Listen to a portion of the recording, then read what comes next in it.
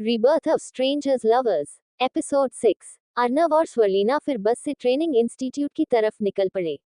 बस में उन्हें और भी इंस्टीट्यूट के कलीग भी मिले। वो बातें करते हुए और अपने थॉट एक्टिंग के बारे में शेयर करते हुए जा रहे थे।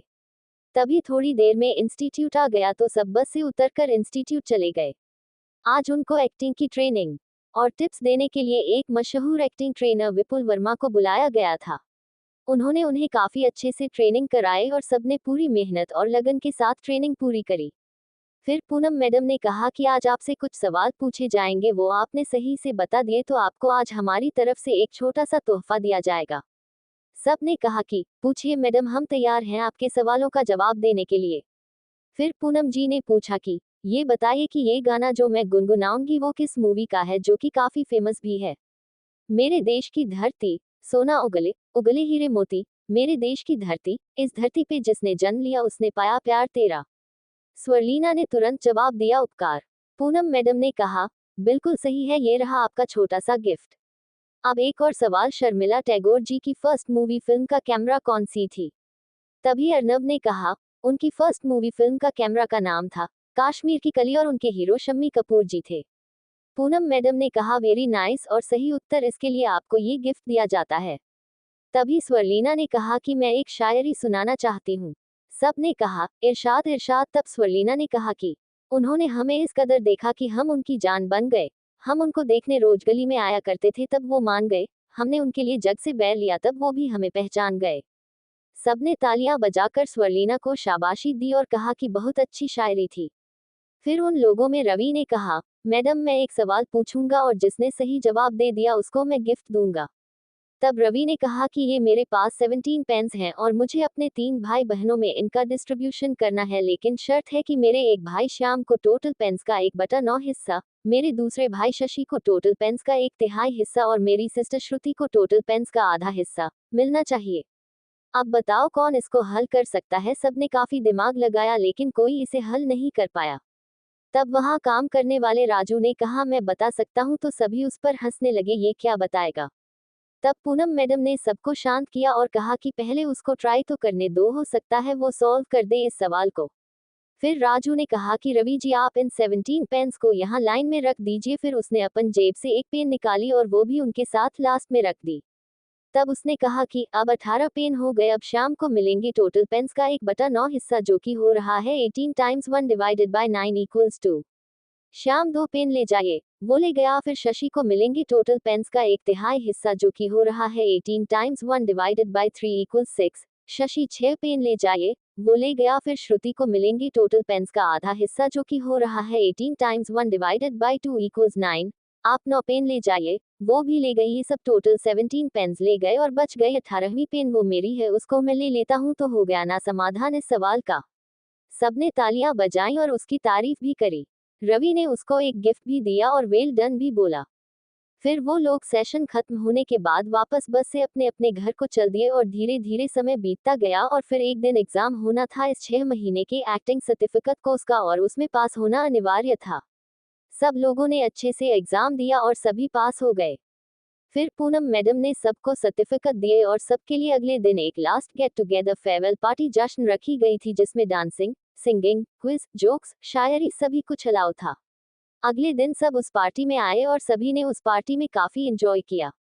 अर्नव ने एक सॉन्ग डेडिकेट किया स्वर्लिना के लिए और उसके साथ डांस भी किया। फिर स्वर्लिना ने अर्नव के लिए एक शायरी कही, आपसे मोहब्बत है इसीलिए तो आप हमारे दिल में है। जो जिंदगी की जंग में बढ़ रहे हैं वो रास्ते मंजिल में है, और जिसने हमें परेशान करने की कोशिश करी वो मुश्किल में है। सबने कहा, वाह जी क्या गजब की शायरी है। अर्नव ने कहा, मैं भी कुछ कहना चाहता हूँ। मैंने तुम्हारे नाम का फुल फॉर्म बनाया है, अभी बताता हूँ। SWARLINA। S sweet, W wise, A attractive, R real, L lovely दो दिल, I intelligent, N nice, A admirable person. Swarlina ने कहा कि वेरी गुड अर्नव, मैंने भी तुम्हारे नाम का फुल फॉर्म बनाया है, सुनो।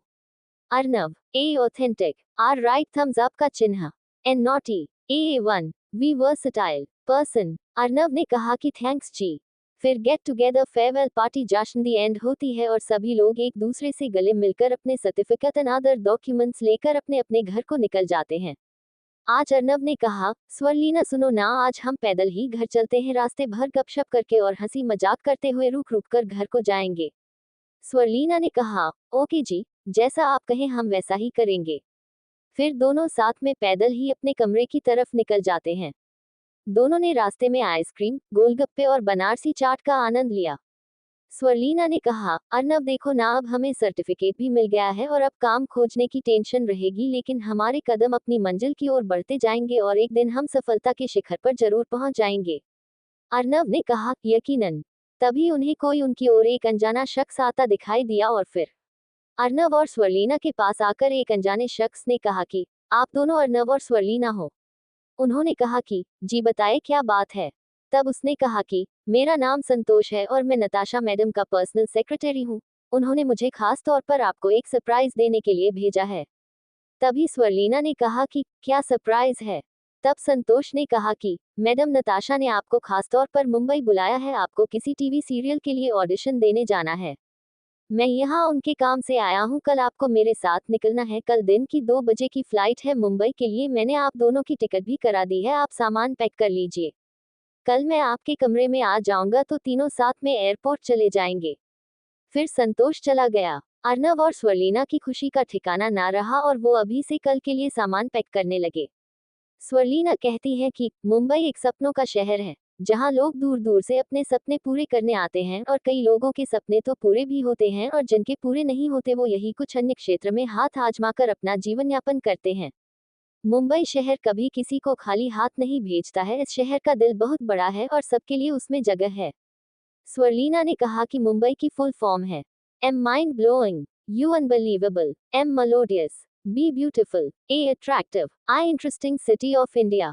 अर्नव ने कहा कि आपने सही कहा जनाब, ये 100% राइट है।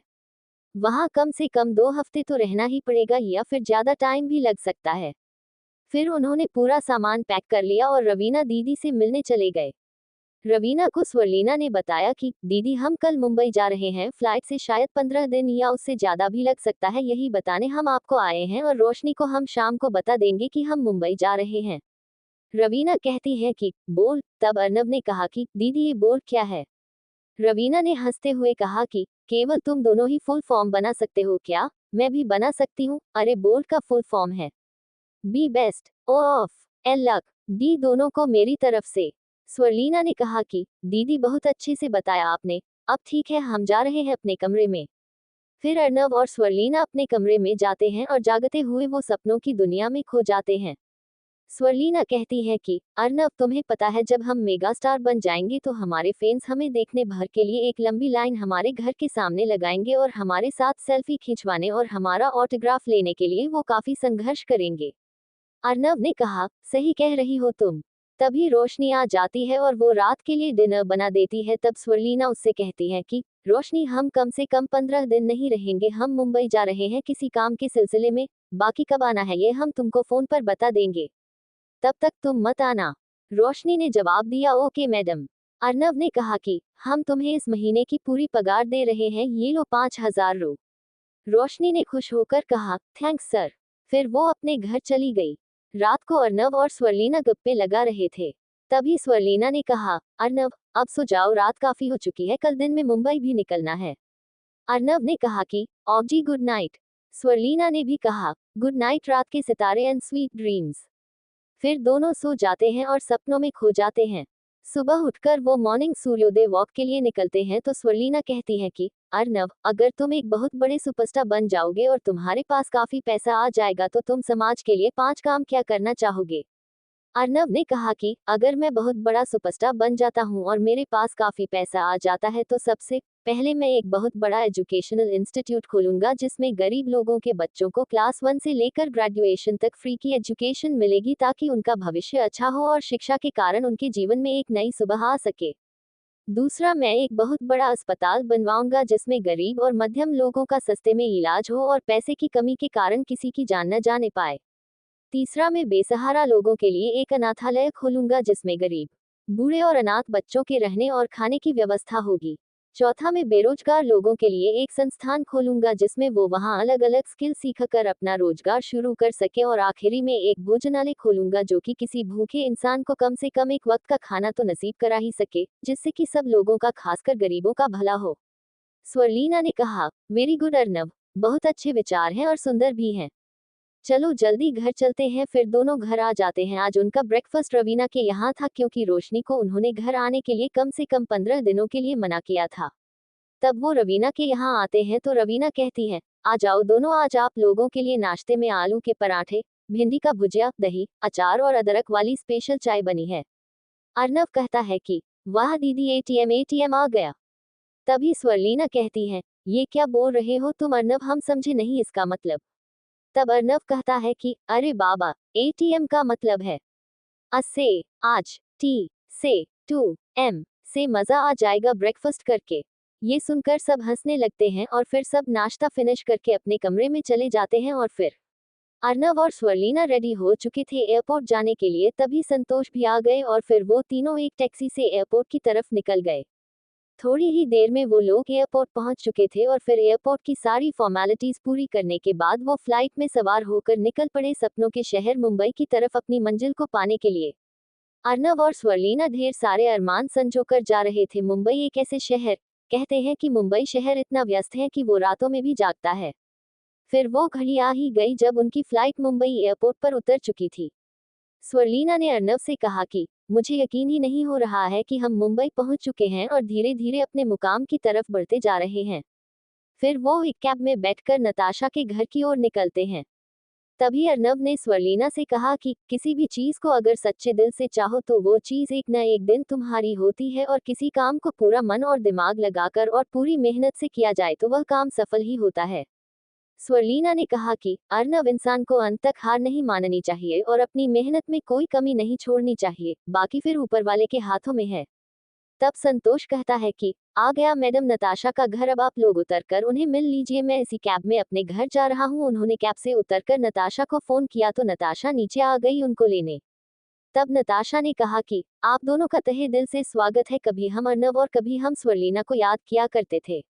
स्वरलीना और अर्नव, आप दोनों नहाकर सीधे डाइनिंग टेबल पे आ जाओ, तुम्हारे लिए आज जबरदस्त फूड आइटम्स हमारे सेफ नीरज ने बनाए हैं, जिसे देखकर ही आपके मुंह में पानी आ जाएगा। स्वरलीना और अर्नव नहाकर और फ्रेश होकर डाइनिंग टेबल पर आकर खाने के लिए बैठते हैं। तब नताशा कहती है कि हमारे सेफ नीरज ने आज आपके लिए बनाया है भिंडी दो प्याजा, दाल मखनी, वेज बिरयानी, मिष्टी दोई, आलू दम सब्जी, पूरी, छोले और शाही पनीर, और साथ में है स्पेशल सलाद। तब स्वरलीना कहती है कि आज तो मजा आ जाएगा। उसके बाद उन्होंने खाना फिनिश किया और फिर वो गपशप करने लगे। तभी स्वरलीना ने कहा कि नताशा, मैंने तुम्हारे नाम का फुल फॉर्म तैयार किया है।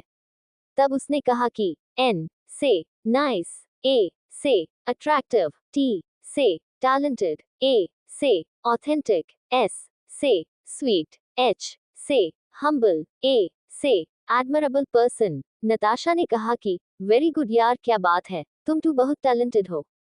स्वरलीना ने कहा थैंक्स यार। तब नताशा कहती है कि परसों मंडे को तुम दोनों मेरे साथ एक टीवी सीरियल के ऑफिस चलोगे, वहां उस टीवी सीरियल के प्रोड्यूसर एंड डायरेक्टर आप दोनों का स्क्रीन टेस्ट लेंगे और आई होप सो आप दोनों उसमें सेलेक्ट हो जाओगे। तभी स्वरलीना ने कहा कि हम पूरी कोशिश करेंगे कि हम सेलेक्ट हो जाएं। अर्नव कहता है कि नताशा, हम भी मुंबई, जो कि एक सपनों का शहर है, वहां इसीलिए आए हैं ताकि हमारे सपने पूरे हो सके और हम अपनी मंजिल को पा सके, और हमें पूरा यकीन है कि हम दोनों इसमें कामयाब होंगे। नताशा बोली, बिल्कुल 100% होंगे, मेरा दिल कहता है, और शोहरत एक दिन तुम दोनों के कदम चूमेगी। अर्नव कहता है कि मुश्किलें लाख आए तो ए मुसाफिर तू कभी मत घबराना, उन मुश्किलों से लड़कर अपने मंजिल की तरफ बढ़ते जाना, एक दिन तू जरूर मुकाम पाएगा, बस तू हिम्मत मत हारना। नताशा और स्वरलीना ने कहा, गजब की शायरी कही है, आज तो मजा ही आ गया ये शायरी सुनकर। फिर सब सोने चले जाते हैं। सुबह उठकर तीनों रनिंग और वॉकिंग के लिए निकलते हैं और नताशा उनको एक्टिंग की बारीकियां सिखा रही होती हैं। फिर नताशा कहती है JCDGP के BAH। अर्नव कहता है कि नताशा, ये क्या झमेला है। नताशा ने कहा कि अरे हमें भी आता है फुल फॉर्म बनाना भाई साहब। इसका मतलब है कि जल्दी चलो, दोनों घर पर कामवाली बाई आ गए होगी। स्वरलीना ने कहा कि गजब नताशा, मान गए आपकी तेज नजर और आपके हुनर को। फिर सब हंसते हुए और रनिंग करते हुए नताशा के घर पर पहुंचते हैं तो देखते हैं कि कामवाली बाई रोजी उनका इंतजार कर रही है। तब नताशा बोलती है कि सो सॉरी पेंसिव फेस रोजी, आज थोड़ा सा लेट हो गई मैं, कल से नहीं होगा। तब रोजी कहती है कोई बात नहीं है, आप देर करती नहीं वो आपसे हो जाती है। फिर सब ये सुनकर हंसने लगते हैं। थोड़ी देर में सब डाइनिंग टेबल पर आ जाते हैं और नाश्ते के साथ उनके बीच में गपशप चलने लगती है। फिर वो नाश्ता करने के बाद सब मुंबई की डबल डेकर बस में बैठकर मुंबई घूमने चले जाते हैं। फिर वो अरब सागर की लहरों को देखकर खुश होते हैं। गेटवे ऑफ इंडिया को भी एक्सप्लोर करते हैं और कई जगह घूमते हैं। फिर वो वापस घर को आते हैं। वो आज रात का खाना बाहर होटल से ऑर्डर करते हैं और फिर वो खाकर सोने को चले जाते हैं। स्वर्लीना ने अर्नव से कहा कि अर्नव अब कल हमें ऑडिशन देने जाना है, मेरे मन में तो बहुत घबराहट हो रही है। तब अर्नव ने रिप्लाई दिया, घबराने की कोई बात नहीं है, ईश्वर पर भरोसा रखो, सब ठीक होगा। अगली सुबह वो दोनों नाश्ता करके तैयार होकर नताशा के साथ टीवी सीरियल के ऑफिस पहुंच जाते हैं और फिर ऑडिशन में दोनों का नंबर आ जाता है और दोनों ने एक्टिंग के टेस्ट दिए और कुछ वर्बल टेस्ट भी दिए और शाम को उनका रिजल्ट आया कि आपको 2 छोटे से रोल टीवी सीरियल साजन और सजनी के लिए सिलेक्ट कर लिया गया है। उन दोनों की खुशी का ठिकाना नहीं रहा। नताशा ने उन्हें कॉन्ग्रेचुलेशंस ताली बजाने जश्न दी। और फिर रात में नताशा को अर्नव और स्वर्लीना ने एक पार्टी दी जिसमें तीनों के लिए अर्नव ने होटल से खाना मंगवाया और सबने एक साथ डिनर किया और काफी मजे किए। फिर तीनों ने फिल्मी गानों पर डांस भी किया और गाने भी गाए और पूरी तरह से एंजॉय किया। अर्नव ने कहा कि इस जबरदस्त माहौल पर मैं कुछ कहना चाहता हूँ। तो नताशा ने कहा कि इरशाद इरशाद कहिए हुजूर, हम लोग सुनने को बेताब हैं, जल्दी फरमाए। तब अर्नव कहता है कि सुनो, आपकी मेहनत आपको एक दिन मुकाम दिलाती है, अगर बैठ गए तुम खाली तो तुम्हें नाकाम बनाती है, इसलिए दोस्तों बढ़ते रहो अपनी मंजिल की ओर, यही मंजिल तुम्हें एक दिन बड़ा नाम बनाती है। नताशा ने कहा, वाह अर्नव वाह, क्या कहने हैं तुम्हारे, मानना पड़ेगा, वेरी नाइस, थम्स अप का चिन्ह लाइंस। वो तीनों काफी थक चुके थे इसलिए सोने के लिए चले जाते हैं और बेड पर जाते ही सो जाते हैं। सुबह उठकर वो मॉर्निंग वॉक पर तीनों जाते हैं और न्यू टीवी सीरियल साजन और सजनी के बारे में डिस्कस करते हुए घर पहुंच जाते हैं। फिर वो तीनों ब्रेकफास्ट करके सीरियल की पहली शूटिंग के लिए निकल जाते हैं। तीनों थोड़ी ही देर में शूटिंग के सेट पर पहुंच जाते हैं और फिर शूटिंग शुरू होती है और स्वर्लीना और अर्नव को बोलने के लिए डायलॉग मिले। स्वर्लीना ने अर्नव से कहा कि महेश, तुम मुझे छोड़कर यूं ही नहीं जा सकते, तुमने मुझसे बेपनाह मोहब्बत की है, मैं तुम्हें अपने से दूर नहीं जाने दूंगी, अगर तुम मुझसे दूर चले गए तो मैं अपनी जान दे दूंगी। तब अर्नव स्वर्लीना से कहता है, माधुरी, मैं भी तुमसे दूर नहीं जाना चाहता हूं पर हालातों से मजबूर हो चुका हूं, मुझे जाने दो। माधुरी, आखिर इंसान को अपने घर के हालात अच्छे करने के लिए गांव से शहर तो कमाने के लिए जाना ही पड़ेगा ना। तब माधुरी कहती है कि ठीक है जी, आप जाओ, लेकिन आपके लिए कुछ कहना चाहती हूँ कि खुशियाँ मिले इतनी आपको, कभी गम आपके पास ना हो, ये दुआ है मेरी ईश्वर से कि मेरे कारण आप कभी उदास ना हो। फिर दोनों की आंखों में आंसू आ जाते हैं और दोनों ने एक दूसरे को गले लगा लिया। तभी डायरेक्टर साहब कहते हैं, वाह मजा आ गया, आप लोगों ने इतनी अच्छी एक्टिंग की और वो भी पहली बार में, I can say that both of you are superb and excellent, ठीक है का चिन्ह, थम्स अप का चिन्ह, in that scene I have no words, I am speechless, no mouth face. तब स्वर्लीना और अर्नव को नताशा भी बधाई देती है। तब डायरेक्टर शर्मा जी कहते हैं कि मैं शाम को आप लोगों को एक बहुत बड़ी खबर देने वाला हूँ, रात को तैयार रहना, 8 बजे तुम्हें बताने के लिए मैं ही खुद फोन करूंगा। फिर रात को 8 बजे डायरेक्टर शर्मा जी का फोन नताशा के पास आता है और नताशा फोन का स्पीकर ऑन कर देती है। फिर शर्मा जी कहते हैं कि हम अपनी इस टीवी सीरियल के लिए अपनी टीम से 2 आवर की डिस्कशन करने के बाद इस नतीजे पर पहुंचे कि इस सीरियल में हम अर्नव और स्वर्लीना को लीड रोल में रखेंगे, क्योंकि इनकी वो छोटी सी एक्टिंग सबको बहुत ही ज्यादा पसंद आई है और कल आप लोग जब शूटिंग के लिए आएंगे तो हमने आपके लिए 1 लाख रुपए के चेक दोनों के लिए एडवांस पेमेंट के रूप में बनाकर रख दिए हैं, जो कि आपको कल मिल जाएंगे। फिर तीनों शर्मा जी को फोल्डेड हैंड्स थैंक्स बोलते हैं। उसके बाद तीनों घर पर एक और पार्टी करते हैं और डांस एंड म्यूजिक स्वर स्वर चलता रहता है। तभी स्वर्लीना कहती है कि किस्मत देखो मेरे दोस्त, जरूर सच्चे लोगों की बदलती है, बस सब्र रख ये दोस्त, एक ना एक दिन मंजिल मिलती है, और ईश्वर पर भरोसा रख मेरे दोस्त, उसके कारण ही तेरी तकदीर पलटती है। नताशा ने बोला, लव यू दो दिल throwing kisses SWARLINA, what a superb line said bye you. Arnav ने भी उसकी तारीफ करी और फिर वो सोने के लिए चले गए। स्वर्लीना ने नताशा को गुड नाइट, निद्रा लो, स्लीपिंग बोला तो नताशा ने कहा good night and sweet dreams. सुबह उठकर वो पार्क गए, वहां उन्होंने एक्सरसाइज एंड योगा किया और थोड़ी रनिंग भी करी और गपशप लगाते हुए घर पहुंचे। फिर नहा धोकर तीनों ने नाश्ता किया और नताशा की कार में सीरियल की शूटिंग सेट पर पहुंच गए। तभी डायरेक्टर तरुण शर्मा जी ने उन्हें 1 लाख के चेक दे दिए और उन्हें कॉन्ग्रेचुलेशंस जश्न दी। उन्होंने शर्मा जी और पूरी टीम का धन्यवाद किया। फिर शूटिंग शुरू हुई और इस बार नताशा और स्वरलीना का सीन होना था। नताशा यानी रानी ने कहा कि माधुरी, मैं तुम्हें कभी अब महेश के करीब फटकने नहीं दूंगी। मैं उससे प्यार करती हूँ और अगर तुम उसके पास आई तो देख लेना, फिर मुझसे बुरा तुम्हारे लिए कोई नहीं होगा। तब स्वरलीना यानी माधुरी ने कहा कि ए रानी, तू अपने को समझती क्या है? तेरे जैसे कई लोगों की धुलाई करके उन्हें मैंने ठीक कर दिया है, समझी? मुझसे उलझने की कोशिश मत करना, नहीं तो तुम्हारी सेहत के लिए ठीक नहीं होगा, समझी रानी। तब माधुरी कहती है कि हमसे हमारे तेवर चुराकर हम ही को सुनाते हो तुम, सुना लो जितना सुनाना है, मगर कभी दो दो हाथ करने की कोशिश न करना। फिर डायरेक्टर कहते हैं, सुपर्ब यार, मजा आ गया, क्या एक्टिंग करते हो तुम लोग, हमें बड़े एक्टर्स की फिलहाल जरूरत नहीं है। इस तरह से वो लोग आज की शूटिंग निपटा कर फिर घूमने निकल जाते हैं और घूमते हुए फिर चाट पापड़ी, पानीपुरी और मसाला डोसा का आनंद लेते हैं, जिसके कारण अब उन्हें डिनर की जरूरत नहीं थी और वो काफी थक भी जाते हैं, इसलिए सीधे घर जाकर फ्रेश होकर सीधे बेड पर जाकर सो जाते हैं। सुबह उठकर वो घूम कर आते हैं और ब्रेकफास्ट कड़ाही करने के लिए बैठते हैं, तभी नताशा के नंबर पर एक कॉल आती है और उस कॉल को देखते ही वह घबरा जाती है और फिर नताशा के नंबर पर एक कॉल आ रही होती है लेकिन वो फोन पिक नहीं करती है। तब स्वरलीना कहती है कि किसका फोन आ रहा है नताशा, और तुम ये फोन क्यों नहीं पिक कर रही हो? तब नताशा कहती है कि ये कॉल नीतीश की आ रही है। तब कुछ सोचकर स्वरलीना ने कहा कि नताशा, मैं तुम्हारी मुंबई आने के बाद की पूरी कहानी जानना चाहती हूँ कि तुम्हारे और नीतीश के बीच ऐसा क्या हुआ कि तुम्हारी दोस्ती में ये दरार आई और तुमने एक दूसरे से अलग होने का फैसला किया। तब नताशा कहती है कि मैं और नीतीश एक साथ मुंबई 2 साल पहले आए थे और हमने 2 रूम का एक छोटा सा फ्लैट किराया पर लिया था। फिर हम काम ढूंढने लगे लेकिन दोनों को काम नहीं मिल पा रहा था और धीरे धीरे हमारे सारे पैसे खत्म हो गए। नीतीश को एक सीरियल में काम मिल गया और उसने जहां सीरियल की शूटिंग हो रही थी उसी जगह के आसपास कमरा ले लिया और मुझे मेरे हाल पर छोड़कर चला गया।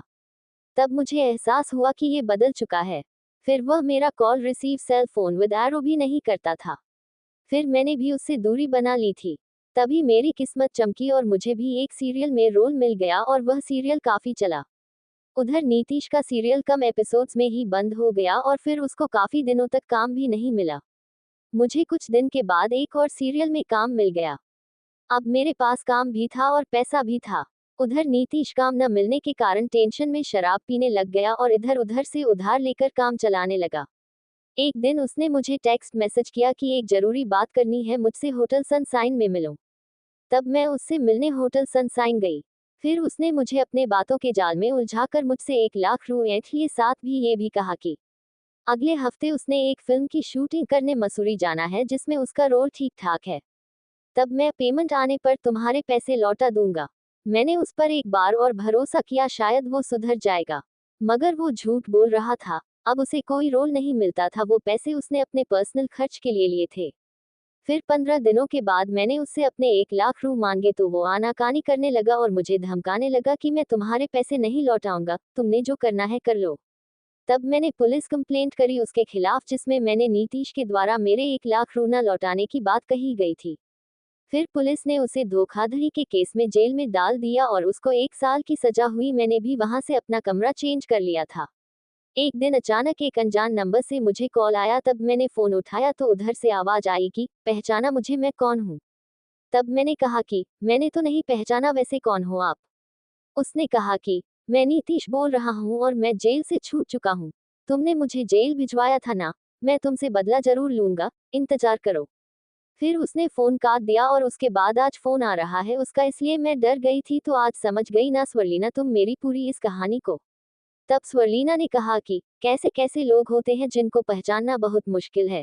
खैर, तुम्हें दोबारा उसकी कंप्लेंट पुलिस के पास करनी थी ताकि पुलिस उसका इलाज कर सके। मैंने दोबारा पुलिस में कंप्लेंट कर दी थी। स्वरलीना कहती है कि अब घबराने की जरूरत नहीं है, अब तुम अकेले नहीं हो, हम भी तुम्हारे साथ हैं, वह नीतीश तुम्हारा कुछ नहीं बिगाड़ सकता है।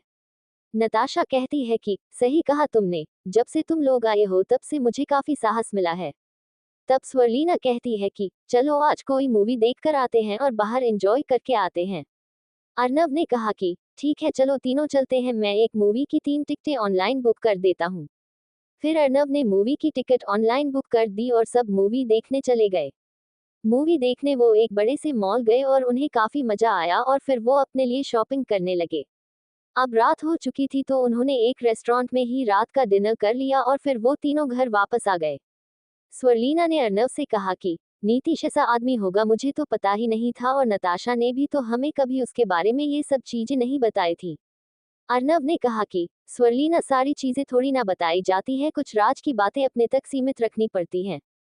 स्वर्लिना ने कहा कि शायद तुम सही कह रहे हो, ये तो इंसान के ऊपर डिपेंड करता है कि वो तुम्हें बताना चाहता है या नहीं। अर्नव ने कहा आपने 100% सही कहा जनाब। फिर दोनों सोने चले जाते हैं। अगले दिन सुबह स्वर्लिना की तबीयत खराब होती है और नताशा एवं अर्नव दोनों उसको हॉस्पिटल अस्पताल ले जाते हैं। तब डॉक्टर भूषण उसका चेकअप करते हैं और बताते हैं कि स्वर्लिना को फूड पॉइजनिंग हो गई है। कल बाहर का तो कुछ नहीं खा लिया था तुमने स्वर्लिना, बोलो।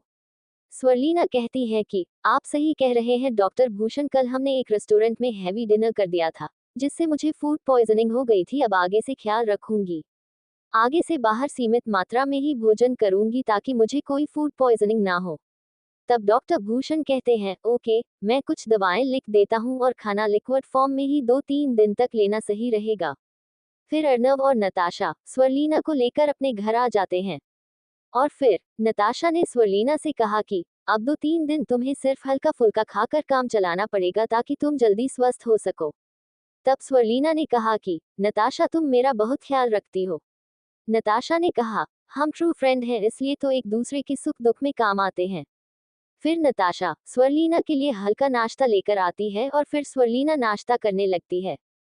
इधर नताशा अर्नव से हंसकर गप्पे लगा रही होती है तो स्वर्लिना को थोड़ी जलन होने लगती है। जब नताशा कुछ काम करने जाती है तो स्वर्लिना अर्नव से चुपके से पूछती है कि नताशा क्या गप्पे लगा रही थी तुमसे, मुझे भी बताओ। अर्नव कहता है कि अरे कुछ नहीं, नॉर्मल बातें हो रही थी, बस एक्टिंग रिलेटेड थी और थोड़ी बहुत गॉसिप करी जा रही थी। तब स्वर्लिना कहती है कि अर्नव उससे ज्यादा घुलना मिलना बंद कर दो, बस एक नॉर्मल इंसान की तरह ही तुम उससे बिहेव करो। मुझे तो लगता है कि धीरे धीरे तुम कहीं उसके चक्कर में ना पड़ जाओ और उसकी तरफ अट्रैक्ट ना हो जाओ। अर्नव ने कहा कि क्या यार स्वर्लिना तुम ये क्या बोल रही हो, मुझे तुमने सड़क छाप रोमियो समझ रखा है क्या। स्वर्लिना कहती है कि ऐसी बात नहीं है, तुम मुझे गलत समझ रहे हो, मेरा कहने का वो मतलब नहीं था, फिर भी तुम उससे दूर रहना बस। अर्नव ने कहा कि ठीक है स्वर्लिना, जैसे तुम कहोगी वैसा ही होगा। फिर अर्नव कुछ सामान लेने मार्केट चला जाता है। तभी नताशा के फोन पर एक नए नंबर से कॉल आती है तो नताशा ने फोन उठाया और कहा कि कौन बोल रहा है। तभी उधर से आवाज आई कि नीतीश बोल रहा हूँ, तू मुझसे नहीं बच सकती समझी। मैं जल्दी ही तुझसे मिलने और हिसाब पूरा करने तेरे घर आऊंगा, तब तक तू मेरा इंतजार करती रह समझी। और फिर फोन कट गया। नताशा ने स्वर्लिना से कहा कि स्वर्लिना नीतीश का फोन आया था और कह रहा था कि तेरे घर तुझसे मिलने आऊंगा और हिसाब बराबर करूंगा। मुझे तो बहुत डर लग रहा है स्वर्लिना, अब क्या होगा मेरे साथ। तब स्वर्लिना कहती है कि घबराने की जरूरत नहीं है, एक बार और पुलिस कंप्लेंट करो उसकी। तब नताशा और स्वर्लिना थाने जाकर नीतीश की पुलिस कंप्लेंट कर देते हैं और पुलिस का एक आदमी सिविल ड्रेस में उनके घर के आसपास ही घर पर नजर बनाए हुए था। फिर रात के 9 बजे एक शख्स भिखारी बनकर नताशा के घर के सामने भीख मांगने लगता है कि अरे दीदी, ऊपर वाले के नाम पर कुछ दे दो, वो तुम्हारा भला करेगा, तुम 1 रुपया दोगे तो वो 1000 देगा। तब स्वर्लिना कहती है कि एक ऐसा भिखारी है जो रात को भीख मांग रहा है। मैंने तो पहली बार ऐसा भिखारी देखा है। मुझे तो कुछ गड़बड़ लगता है, तुम रहने दो मत जाना। नताशा उसे कुछ देने के लिए खुद ही चला जाएगा। फिर वह भिखारी इस बार जोर से बोलता है कि एक गरीब की सुनोगे तो ऊपर वाला तुम्हारी सुनेगा। और फिर वो गुस्से में एक पत्थर उठाता है और नताशा के घर की खिड़की पर दे मारता है जिससे खिड़की का कांच टूट जाता है। तभी पुलिस कांस्टेबल सुनील और अर्नव मिलकर नीतीश, जो कि भिखारी बनकर आया था, को पकड़ लेते हैं और उसे सुनील हथकड़ी पहना देता है और उसे थाने ले जाते हैं। तभी स्वर्लिना और नताशा भी थाने पहुंच जाते हैं और नीतीश के खिलाफ रिपोर्ट लिखवाते हैं। इस बार जान से मारने की कोशिश और उपद्रव फैलाने के जुर्म में उसे जेल में बंद कर दिया जाता है। अब अर्नव, स्वर्लिना और नताशा घर आ जाते हैं और थोड़ी देर इस मैटर पर बात करके सब सो जाते हैं। सुबह उठकर वो मॉर्निंग वॉक के लिए जाते हैं और कुछ एक्टिंग को लेकर आपस में डिस्कशन कर रहे होते हैं। तभी नताशा को डायरेक्टर साहब का फोन आता है कि आज से सीरियल साजन और सजनी का नेक्स्ट पार्ट की शूटिंग शुरू होगी, इसलिए आप तीनों लगभग 11 बजे तक शूटिंग स्थल पर पहुंच जाना। नताशा ने कहा, बिल्कुल सर, हम टाइम पर पहुंच जाएंगे, आप घबराए मत, हम तीनों टाइम के पक्के हैं। तब नताशा उन दोनों से कहती है, डायरेक्टर का फोन आया था कि 11 बजे पहुंच जाना, सीरियल के नेक्स्ट पार्ट की शूटिंग होने वाली है। चलो अब घर की ओर चलते हैं तेज कदमों से और एक नए दिन की शुरुआत करते हैं। उसके बाद तीनों तेज कदमों से चलते हुए घर पहुंच जाते हैं और नहाकर तैयार होकर नाश्ता करने बैठ जाते हैं। नताशा आज ज्यादा खुश लग रही थी क्योंकि नीतीश को पुलिस ने पकड़ लिया था और अब वो उसको ब्लैकमेल और परेशान नहीं कर पाएगा। वो सब लोग नाश्ता करके शूटिंग की जगह की ओर निकल जाते हैं। शूटिंग स्थल की दूरी नताशा के घर से लगभग 60 किलोमीटर थी।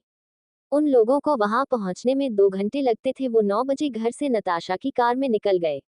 11:11 पर वो लोग शूटिंग स्थल पर पहुंच गए और फिर उनका मेकअप हुआ और 12 बजे से शूटिंग शुरू हुई और तीनों ने जबरदस्त एक्टिंग करी और सभी ने तालियों से उनकी हौसला अफजाई करी और उनकी तारीफ भी करी और शाम 7 बजे उनकी आज की शूटिंग पूरी हुई और फिर आज वो रेस्टोरेंट से खाना पैक कराकर घर की ओर ले गए। नताशा ने केवल हल्का खाना खाया और बाकी का खाना नताशा और अर्नव ने पूरा समाप्त कर दिया था। फिर वो सोने चले जाते हैं। स्वर्लिना कहती है कि अर्नव, मुझे लग रहा है कि ये नताशा तुमसे इम्प्रेस होकर कहीं तुमसे इश्क तो नहीं करने लगी है। फिर अर्नव कहता है कि स्वर्लिना, तुम्हारे लिए कुछ कहना चाहता हूँ। तुझे प्यो शहर की भीड़ एम पाचंटर हेज कोई हर समय ऊपर वाले से तुझे अपने लिए मांगता है कोई। तुम खुद को भी जितना नहीं जानते होगे मेरे हमदम, तुझको तुझसे ज्यादा जनता है कोई। इसलिए आप हम पर भरोसा रखिए, हम सिर्फ आपके हैं और किसी के हम नहीं हो सकते, समझे। और फिर thank you for listening. Like और कमेंट करना ना भूलें और मोर स्टोरीज के लिए सब्सक्राइब करें। मिलते हैं नेक्स्ट वीडियो में।